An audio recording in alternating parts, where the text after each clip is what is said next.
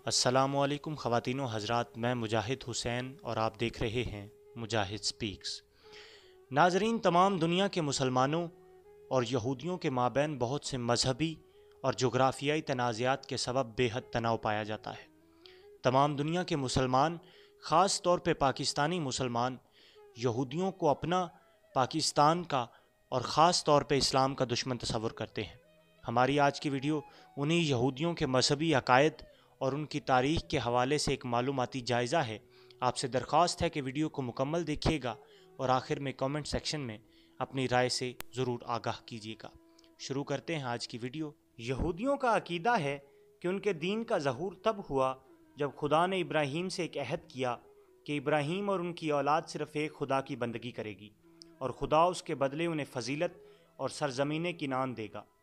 इस अहद की इलामत के तौर पे आले इब्राहीम के लड़कों का खतना करने का हुक्म दिया गया, जो आज तक यहूदी करते हैं। इब्राहीम अलैहिस्सलाम का दौर आज से करीब 4000 साल कबल का था। इब्राहीम अलैहिस्सलाम के बाद उनके फ़र्जंद इसहाक अलैहिस्सलाम और इसहाक अलैहिस्सलाम के बाद उनके फ़र्जंद याकूब अलैहिस्सलाम आए, जिनका नाम इसराइल भी है। उनके 12 बेटों से बनी इसराइल के 12 कबीले बने। शुरू में ये कबाइल किनान से मिस्र जा बसे, क्योंकि याकूब अलैहिस्सलाम के एक बेटे यूसुफ वहाँ हाकिम थे। लेकिन आहिस्ता आहिस्ता उनकी नस्लें ग़ुलाम बनती गईं, यहाँ तक कि सबसे अजीम पैगंबर मूसा अलैहिस्सलाम ने करीब 3400 साल कबल उन्हें मिस्र से निकाला। मिस्र से निकलकर ये लोग सदियों किनान यानी कि फ़लस्तीन के आसपास सहराओं में भटकते रहे, लेकिन इस सरजमीन को हासिल ना कर सके जिनका उनसे वादा किया गया था। यहाँ तक कि तालूत और दाऊद अलैहिस्सलाम आए और इसराइल की बादशाहत कायम हुई। दाऊद अलैहिस्सलाम के बेटे सुलेमान अलैहिस्सलाम ने यरूशलेम में एक अजीम इबादतगाह तामीर करवाई, जो यहूदियों को सबसे मुकद्दस मुकाम और किबला ठहरी। इस मस्जिद का कुरान में भी जिक्र है और आज की मस्जिद अक्सा दरअसल इसी मस्जिद की तामीर नौ है। बहरहाल, सुलेमान अलैहिस्सलाम के दुनिया से जाने के चंद साल बाद मुमलिकत इसराइल करीब 930 कबल मसीह में दो टुकड़े हो गई। 10 कबाइल ने शमाल में मुमलिकत इसराइल बना ली और 2 कबाइल ने जनूब में मुमलिकत यहूदा कायम कर ली, जिसका दारुल हुकूमत यरूशलेम था। इन दोनों में अहमियत यहूदा कबीले को हासिल थी, जो कि याकूब के बेटे यहूदा से था। करीब 200 साल बाद शाम की समत से अशूरी मुमलिकत ने शुमाली मुमलिकत इसराइल पर हमला करके इसका खात्मा कर दिया और 10 कबाइल बिखर कर गुम हो गए, यानी मुख्तलिफ खित्तों में जाकर घुल मिल गए। यूँ सिर्फ मुमलिकत यहूदा बाकी रही और उससे इसराइली मजहब को यहूदियत और उसके पैरोकारों को यहूदी का नाम मिला। शुमाली इसराइल की तबाही के करीब 125 साल बाद यहूदा की मुमलिकत को 9 बाबली हुक्मरान बख्त नसर ने तबाह कर दिया। सुलेमान की इबादतगाह को गिरा दिया और ज़्यादातर यहूदियों को ग़ुलाम बनाकर बाबुल यानी कि इराक़ ले गया, जहाँ वो करीब निसफ सदी असीरी और ग़ुलामी में रहे। यहाँ तक कि ईरान से साइरस उठा और उसने तूफ़ानी फतोहात के बाद अदल इंसाफ कायम किया, तो यहूदियों को किनान लौटने और हैकल सुलेमानी की तामीर नौ की इजाज़त दी गई। दूसरे हैकल का ये दौर ईरानियों, फिर यूनानियों और फिर रूमियों की सरपरस्ती में गुजरा, लेकिन हैकल कायम रहा और यहूदी किनान में ही रहे। इस दौरान इनमें बहुत से फ़िरके बने और तहरीकें उठीं, जिनमें से कुछ अलहदा अदियान की शक्ल अख्तियार कर गई। इनमें सबसे अहम और मशहूर ईसवी तहरीक है, जो यहूदियों में राइज हो चुकी ज़ाहिर परस्ती और मुनाफ़क़त वगैरह के ख़िलाफ़ उभरी, लेकिन जनाब ईसा अलैहिस्सलाम के बाद उनके नाम लेवा जब शरीयत मूसवी और इसराइली कौमी फजीलत से इनकार कर बैठे, तो अलहदा दीन यानी मसीहियत बन गए। 80 ईस्वी में बगावतों के जुर्म में रूमियों ने दूसरा हैकल सुलेमानी भी गिरा दिया और यहूदी पूरी दुनिया में बिखर गए। इस वाक़े के करीब 6 सदियों बाद किनान और यरूशलेम बाज़ंतीनी रूमियों से मुसलमानों के हाथ लगे, तो सैयदना सुलेमान अलैहिस्सलाम की इबादतगाह के मुकाम पर शहर का कचरा फेंका जाता था। मुसलमानों ने इस जगह को साफ़ किया और यहाँ मस्जिद तामीर की, जो मुसलमानों के नज़दीक कुरान में मज़कूर मस्जिद सुलेमानी ही की तामीर नौ है, क्योंकि सुलेमान अलैहिस्सलाम इस्लाम के पैगंबर थे और मुसलमान उनके वारिस हैं। मुसलमानों ने ही दूसरे हैकल की एक बची हुई दीवार साफ़ करके इबादत के लिए यहूदियों को दी, जो अब मगरबी दीवार या दीवार गिरिया कहलाती है और यहूदियों की सबसे अहम इबादतगाह है।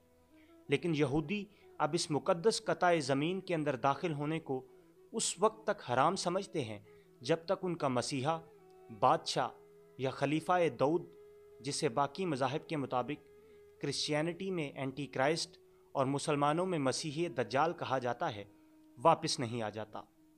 یہودیوں میں مسلمانوں کی طرح جنت دوزخ کا، مسیحیوں کی طرح نجات کا یا ہندوؤں کی مانند جنم لے لے کر واپس آنے اور مکتی پانے کا کوئی واضح تصور نہیں ہے، لیکن حیات بعد الموت پر انہیں بھی یقین ہے۔ یہودی مقدس کتاب واضح کرتی ہے کہ جسم کی موت سے روح نہیں مرتی۔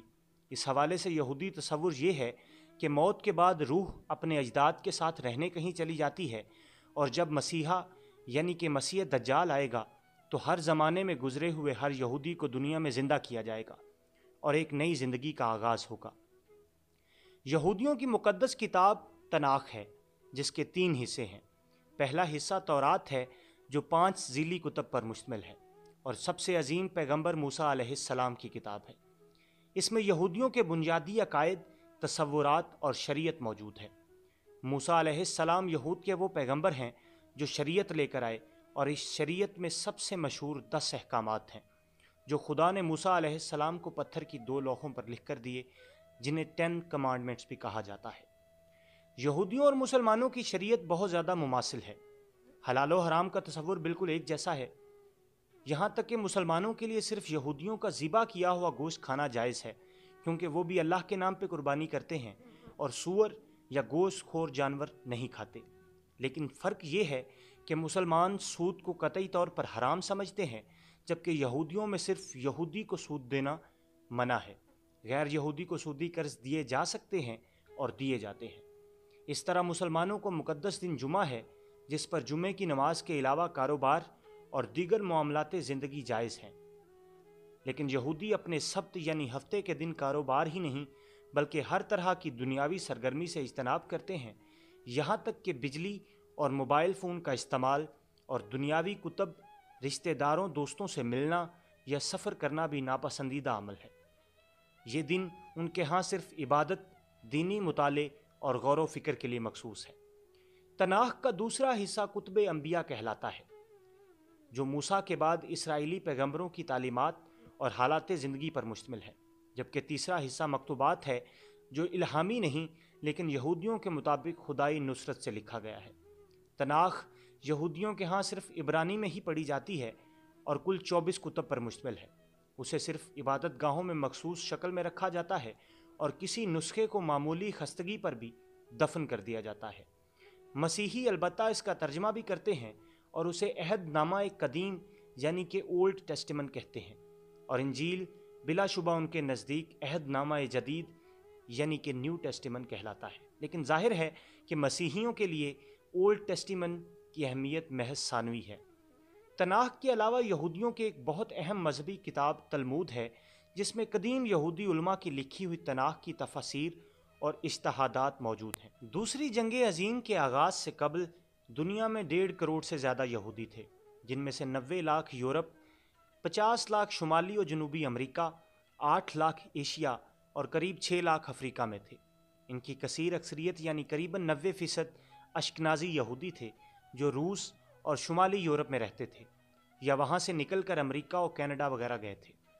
ان کی مقدس زبان عبرانی لیکن تہذیبی زبان یدیش تھی۔ ان کے علاوہ ایک بڑا گروہ سفاردی یہودیوں کا تھا، جن کی اصل ہسپانیہ اور پرتگال میں تھی، لیکن ہسپانیہ میں مسلمانوں کی حکومت ختم ہونے کے بعد وہ سلطنت عثمانیہ بالخصوص شمالی افریقہ میں پھیل گئے تھے۔ اسلامی اندلس میں ان یہودیوں نے اپنا سنہری دور گزارا۔ اس دور کو یہودی ہیکل کی تباہی کے بعد اپنا بہترین زمانہ مانتے ہیں، جس میں انہوں نے عربوں کے زیر اثر علمی اور تہذیبی ترقی دوبارہ شروع کی۔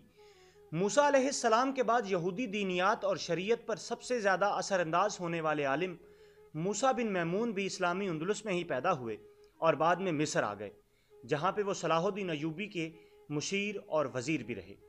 اشکنازی اور سفاردی یہودیوں کے علاوہ عراقی اور ایرانی یہودی، جنوبی ہند کے یہودی اور افریقہ کے بعض خطوں کے یہودی بھی دلچسپ تواریخ رکھنے والی چھوٹی چھوٹی برادریاں ہیں۔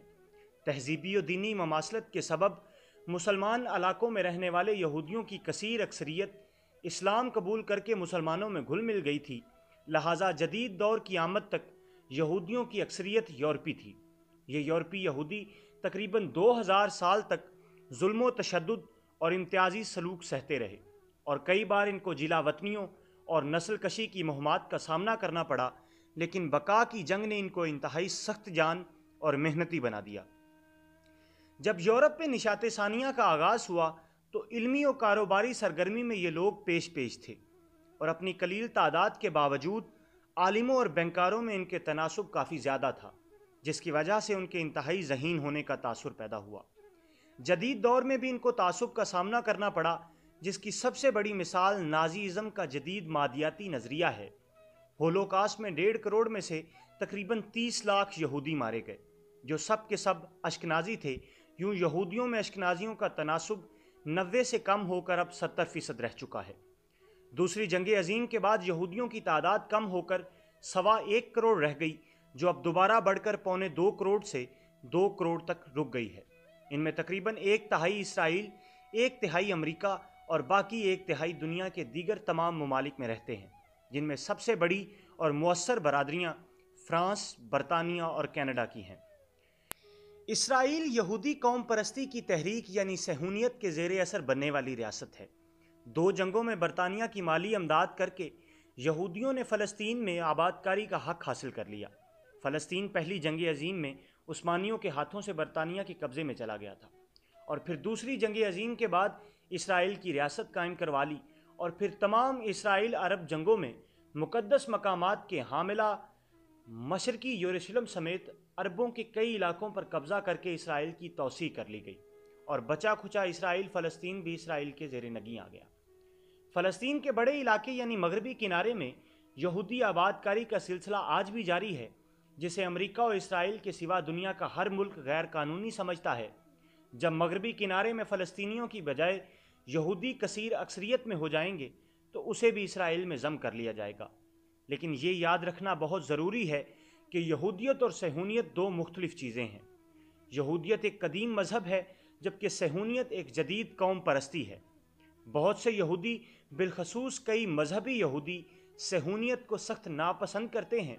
ایسے لوگ اسرائیل میں بھی ہیں اور دنیا کے دیگر تمام خطوں میں بھی۔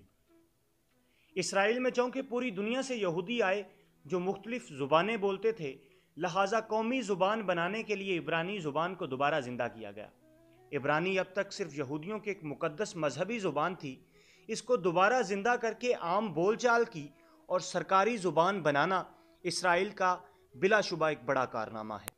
یہودیوں میں بھی فرقے ہیں جو سنی مسلمانوں میں ذیلی فرقوں کی تقسیم سے ملتے جلتے ہیں۔ آرتھوڈاکس یہودی وہ ہیں جو شریعت کی سختی سے اور ظاہر پرستانہ اور روایت پرستانہ طریقے سے پابندی کرتے ہیں، اجتہاد وغیرہ کو ناپسند کرتے ہیں۔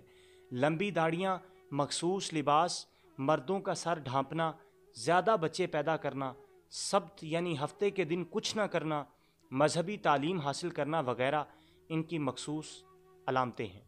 ان میں ہیریڈی یہودی یعنی الٹرا آرتھوڈاکس یہودیت کو انبیاء کے زمانے کی اصل حالت میں بحال کرنے کی بات کرتے ہیں۔ آرتھوڈاکس یہودیوں کے علاوہ ایک بڑا فرقہ کنزرویٹو یہودیوں کا ہے، جو روایت کو ایک مسلسل اور زندہ چیز سمجھتے ہوئے آگے بڑھاتے ہیں، جبکہ ایک اور فرقہ ریفارمسٹ یہودیوں کا ہے، جو شریعت سے بڑی حد تک منکر ہو چکے ہیں اور صرف یہودی عقائد، اخلاقیات، عصبیت اور یہودیت کی روح تک خود کو محدود کر لیا ہے۔ یہودیت مسیحیت اور اسلام سے اس لحاظ سے کچھ مختلف ہے کہ اس میں خدا کے انسانوں سے اور انسانوں کے خدا سے محبت کرنے کا کوئی واضح تصور نہیں ہے، بلکہ صرف خدا کی اطاعت اور اس سے ابراہیم کے معاہدے کی پاسداری کا تصور ہے۔ مسیحیت دوسری انتہا کی طرف مائل ہے اور شریعت موسوی سے آزاد ہو کر صرف خدا کی محبت کا ذکر کرتی ہے۔ اسلام میں ان کے درمیان توازن نظر آتا ہے، لیکن اسلام میں بھی جہاں مولویوں اور بالخصوص سلفی تحریک کا جھکاؤ اطاعت کی طرف ہے، وہیں صوفیہ محبت پر زیادہ زور دیتے ہیں۔